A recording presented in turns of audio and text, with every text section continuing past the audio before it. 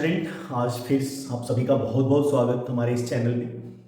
तो आज हम लोग शुरू करने जा रहे हैं एक नया चैप्टर। जैसा कि हमने कहा था आपको कि एक नए चैप्टर की शुरुआत करेंगे, तो अर्थमेटिक प्रोग्रेशन लेके आ रहे हैं। और ये बोर्ड पेपर के हिसाब से भी जो है वो क्या है, काफी इंपॉर्टेंट चैप्टर है, इजी भी है, आसान है ये। तो ये आसान सा चैप्टर है और ये ऑलमोस्ट हमारे बोर्ड मार्क्स में 5 से 6 मार्क्स तक कैरी करता है। तो एक आसान सा टॉपिक जो 5 से 6 मार्क्स आपके बोर्ड मार्क्स को में ऐड कर सकता है, ये इतने आसान से टॉपिक है इसमें कि बस थोड़ी सी आपकी चीजें समझना है और 6 से 7 मार्क्स जो है वो आपका हो जाए। तो बिना देर किए हुए हम लोग चलते हैं, टॉपिक को स्टार्ट करते हैं। लेकिन आप सभी से अगर वीडियो अच्छा लगे तो आप पहले तो आप पूरा देखें वीडियो, और उसके बाद जो है वो आपको अच्छा लगे तो आप सब्सक्राइब जरूर करें, लाइक शेयर करें, अपने दोस्तों से शेयर करें। और मैं टॉपिक को पढ़ाने के साथ साथ इसके कुछ इंपॉर्टेंट क्वेश्चन भी लेके आता हूं हर बार। तो पहले तो टॉपिक को आज एक्सप्लेन करते हैं और फिर हम लोग आगे इसमें लेके आएंगे इंपॉर्टेंट क्वेश्चंस को। तो चलिए स्टार्ट करते हैं हम लोग। तो पहला अर्थमेटिक प्रोग्रेशन। तो अर्थमेटिक प्रोग्रेशन होता क्या है? पहले तो हम लोग सबसे पहले हम लोग जानते हैं कि प्रोग्रेशन क्या होता है। देखिए, प्रोग्रेशन का मतलब एक तरह से सीरीज, नंबर का सीक्वेंस, ठीक है। तो group of numbers that is in sequence, some series में बना हुआ है, उसका एक पैटर्न बन रहा है, उस पैटर्न को ही क्या कहा जाता है? प्रोग्रेशन कहते हैं। लेकिन अर्थमेटिक प्रोग्रेशन किसे कहते हैं? प्रोग्रेशन बहुत सारे तरह का होता है, आगे की क्लासेस में आप देखेंगे। तो एपी तो हम लोग पढ़ने जा रहे हैं, जीपी, एचपी, ये सब अलग अलग तरह का प्रोग्रेशन होता है, सब special kind of progression series भी होते हैं। लेकिन हम लोग एपी पढ़ना है। तो एपी क्या होता है? तो एपी का मतलब है कि कोई सीरीज ऑफ नंबर जो वो क्या है, या तो इक्वली इंक्रीज कर रहा है या इक्वली डिक्रीज कर रहा हो, तो उसी को क्या कहा जाता है? एपी कहा जाता है। जैसे एग्जांपल के लिए हम ले सकते हैं 2, 5,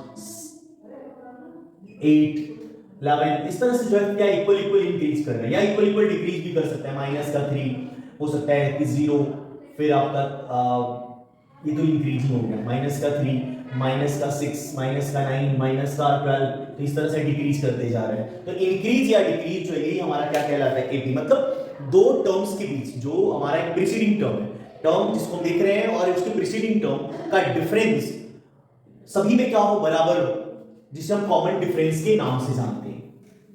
तो देखिए, एपी में इस तरह से फर्स्ट टर्म जो है, फर्स्ट टर्म को हम ए से डिनोट करते हैं, कॉमन डिफरेंस जिसको हम डी से डिनोट करते हैं। जो टर्म्स इसमें यूज होता है, इसमें आपका एन यूज होता है। तो एन जो होता है वो क्या होते हैं? Number of terms in an AP. तो ये हमारा नंबर ऑफ टर्म्स को n से डिनोट करते हैं। an जो है उसका यूज किया जाता है nth टर्म,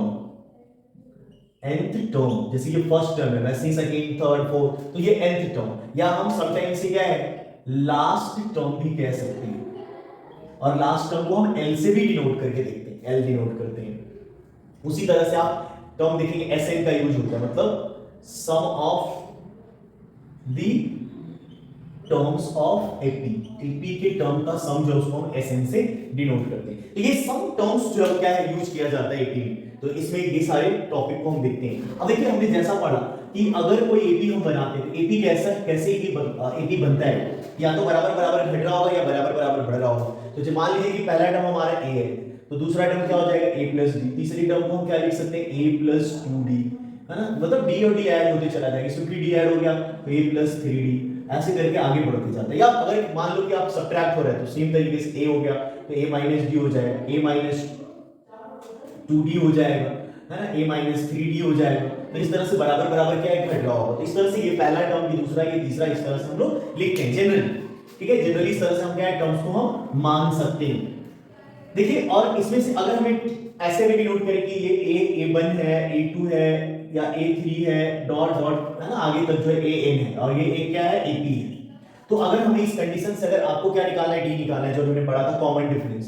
तो कहीं भी an माइनस 1, मतलब nth टर्म और उसके प्रीसीडिंग टर्म से माइनस करते हैं तो हमारा क्या मिल जाता है?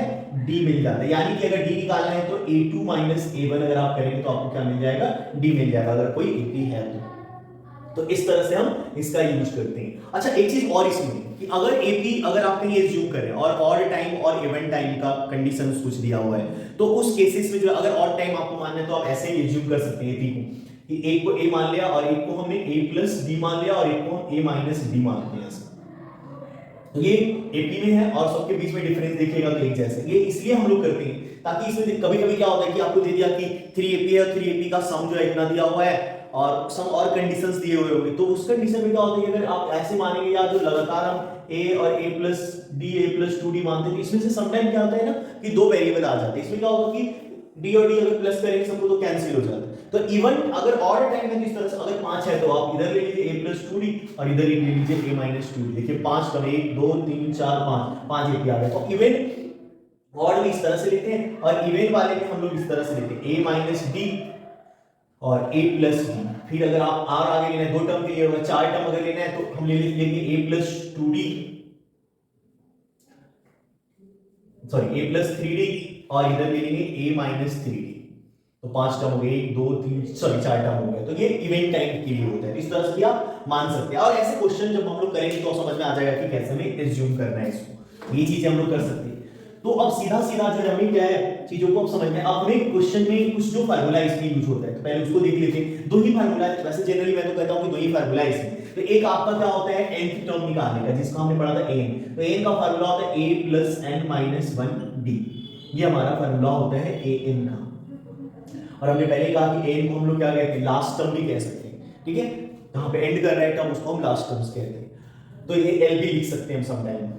अब आपको एक होता है Sn, जिसको हमने पढ़ा कि सारे टर्म जितने भी AP दिया है सबको अगर हमें क्या ऐड करना है तो उसको Sn कहते हैं। तो Sn हो जाएगा हमारा n/2 2a plus n minus 1d, ये हमारा हो गया Sn का फार्मूला। और समटाइम Sn का फार्मूला जो है n/2 a प्लस l भी लिखा जाता है। देखिए इसका प्रूफ है, ये जो टर्म आता है ना वो यहां से हम लोग लेके आ जाएंगे, ये मैंने लिख दिया पहले से, यहां से देखिए लिखेंगे Sn n/2, ठीक है। अब ये देखिए 2a लिखा हुआ है तो 2a को हम क्या लिख सकते हैं, a प्लस a लिख सकते हैं और प्लस में क्या हो जाएगा n माइनस 1d। अब देखिए इस टर्म को आप देखिए तो क्या हो जाएगा Sn is equals to n/2 a और प्लस देखिए a plus n minus 1d, इसको क्या है a लिख सकते हैं। और अभी हमने कहा कि an को हम समटाइम क्या लिखते हैं, लास्ट टर्म लिखते हैं। ये फार्मूला जो कहीं और से नहीं आया हुआ है, इसी फार्मूला से ये बना हुआ है, तो हमें इसको इसी से समझना है कि ये अलग से कुछ नहीं दिया हुआ है, वो इसी से बना हुआ है। तो अगर हमें क्या है लास्ट टर्म और फर्स्ट टर्म दिया हुआ है और in term in number of terms भी दिया हुआ है तो हम डायरेक्ट ये Sn का फार्मूला हम यूज करते हैं, क्लियर है। तो इस तरीके के जो आपको क्या है क्वेश्चन दिया होगा। अब देखिए समटाइम आपको चेक करने आ जाएगा कि एपी है कि नहीं, तो एपी है कि नहीं उसके लिए क्या करेंगे आप, दो टर्म्स मान लीजिए कि हमें चेक करना है कि एपी है कि नहीं। अब मान लीजिए हम ऐसे एक नंबर लेते हैं 5 7 10 11 25। अब हम चेक करेंगे एपी है कि नहीं, तो हम यहाँ पे तो सीधा सीधा देख सकते हैं कॉमन डिफरेंस नहीं आ रहा है। सो करना है क्या करेंगे, फर्स्ट टर्म माइनस ये इसका 2 आ रहा है, इसका डिफरेंस हम देखें 10 माइनस 7 3 आ रहा है, तो डिफरेंस डिफरेंट आ रहा है, क्या एपी नहीं है। डिफरेंस सेम आ रहा है, कॉमन डिफरेंस सेम आ रहा है, तो क्या हो जाएगा एपी होगा ये AP। और आपको ये दिया हुआ है an इज इक्वल्स टू मान लीजिए कि 3n प्लस 2 दिया हुआ है, ठीक है। तो अब यहां से क्या है आपको एपी लिखने के लिए आ गया, या समटाइम कुछ और भी क्वेश्चन हो सकता है इसमें कि 10th टर्म 15th टर्म निकालना है। देखिए बड़ा आसान सी चीजें दे दिया है ना। n का मतलब अगर 1 लिख रहे हैं हम लोग तो n की वैल्यू हमने 1 ले लिया, इसलिए यहां पे क्या हो जाएगा 3 * 1 + 2, 3 * 1 3 और 2 कितना हो जाएगा 5, मतलब फर्स्ट टर्म 5 हो गया। क्वेश्चन कभी दे सकता है कि कॉमन डिफरेंस निकाल लीजिए इसका यूज करके, तो उस कंडीशन में क्या निकालेगा आप a2 दूसरा टर्म, तो मतलब n की वैल्यू 2 ले रहे हैं तो 3 * 2 + 2 6 + 2 8। फिर उसी तरह से अगर हम थर्ड टर्म निकालने तो क्या हो जाएगा 3 * n की जगह पे 3 + 2 3 3 9 * 11 a4। तो उसी तरह से 3 * 4 + 2 कितना हो जाएगा 8 2। अब देखेंगे आपको ये एपी है 5 8 11 14 आगे भी ऐसे ये एपी हो गया। अगर हमें डी निकालने के लिए कह रहे हैं तो हम a2 - a1 कर लेंगे, तो 8 - 5 कोई भी प्रीसीडिंग टर्म कहीं भी यहां पे उठा भी सकते, कोई भी टर्म उठा लेंगे जहां से क्या आ रहा है कॉमन डिफरेंस कितना आ रहा है 3 आ रहा है, तो डी भी निकल गया। इसके बाद अगर आपको कोई भी टर्म निकालने के लिए कहे तो आसानी से हम निकाल सकते हैं, Sn निकालने के लिए कहेगा तो हम Sn निकाल सकते हैं। तो इस तरह से जो है ये बड़ा इंपॉर्टेंट क्वेश्चन ये पूछता है which term of sequence 4 9 14 dot dot क्या इसमें और लिख सकते हैं 19 डॉट डॉट इज 124, मतलब इसमें से इस सीक्वेंस का कौन सा टर्म जो है वो 124 हो जाएगा। अब देखेंगे क्या लिखा हुआ है 4 9 14 19 आगे इसी तरह से बढ़ रहा है, 5 का डिफरेंस 5 का डिफरेंस 5 का डिफरेंस, मतलब क्या है तो पहले लिख लेंगे कि ये क्या हो गया, एक एपी बन गया है, तो एपी में, तो जब एपी है तो फर्स्ट टर्म कितना हो गया 4, कॉमन डिफरेंस डी निकालना है आपको, तो डी कितना हो जाएगा 9 - 4 कितना आ गया 5 है ना, 5 का डिफरेंस आ रहा है, इंक्रीज हो रहा है तो प्लस का। अब आपको देखिए क्या करेंगे, ये वाला टर्म कहां पे, मतलब कितने नंबर का आएगा, पहला दूसरा तीसरा चौथा, मतलब n की वैल्यू में फाइंड आउट करना है। तो हमें, और ये जो दिया हुआ है इसको हम n मान लेंगे, है ना, लास्ट टर्म है, लास्ट हमने मान लिया इसको, तो ये लास्ट टर्म हमारा हो गया, तो ये a दिया हुआ है और हमें n निकालना है। तो ये इस तरह से क्वेश्चन को आपको बना लेना है, हो सकता है इसके आपको एक आध मार्क्स मिल जाए अगर आप सोल्व नहीं कर रहे हैं, बट सोल्व तो कर ही लेंगे, अगर ये कर लेंगे तो आप आसानी से सोल्व कर लेंगे। फॉर्मूला लगाना है आपको n का, a + n - 1 d, n कितना 124, a कितना यहां से लिखा हुआ है 4, n तो हमें निकालना है -1 और d की वैल्यू हमने ऑलरेडी निकाल रखा है 5। अब आप देखो ये 4 इधर माइनस कर लो, इधर लाओगे तो माइनस हो जाएगा, कितना बच गया 120, ठीक है, n - 1 into 5, 5 से इसको कट करेंगे, कट कर जाएगा 24 टाइम्स में, तो 24 = n - 1 और माइनस इधर आकर ऐड हो जाएगा, तो 25 = n, तो n की वैल्यू कितना आ गया 25। तो इस तरीके से जो हम क्या है n निकाल सकते हैं। सेकंड टर्म, जैसे फर्स्ट टर्म दिया हुआ है, लिखा हुआ है कि फर्स्ट टर्म, तो a - 7 दिया है, कॉमन डिफरेंस दिया हुआ है d लिखा हुआ है, तो d हमें दिया हुआ है 5 और हमें फाइंड आउट करना है, इसमें फाइंड द 18th टर्म, तो हमें a 18 निकालना है।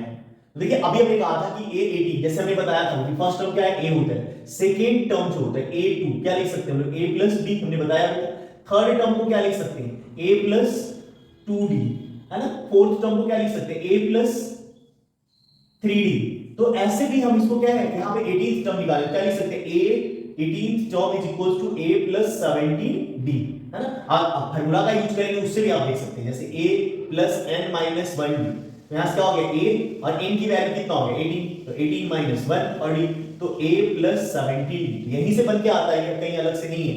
अब इसमें वैल्यू आप पुट करेंगे a की जगह, ये डायरेक्ट आप लिख सकते हैं, a की वैल्यू कितना हो गया -7 और +17 × 5, तो कितना हो जाएगा -7 + 85 और प्लस माइनस आप करेंगे तो यहां से 15 में से 7 माइनस हो गया तो 8 और ये 78, तो ये आ गया 78। तो ये बहुत ही बेसिक चीजें, आप इसको पहले देखें और इससे रिलेटेड क्वेश्चन को आप प्रैक्टिस करें। मैं अगले क्लास में बहुत इंपॉर्टेंट क्वेश्चन लेके आऊंगा, फार्मूला तो इसमें कुछ है नहीं, तो अगले क्लास में हम इंपॉर्टेंट क्वेश्चन देखते हैं। तब तक के लिए आप सभी को बहुत बहुत धन्यवाद।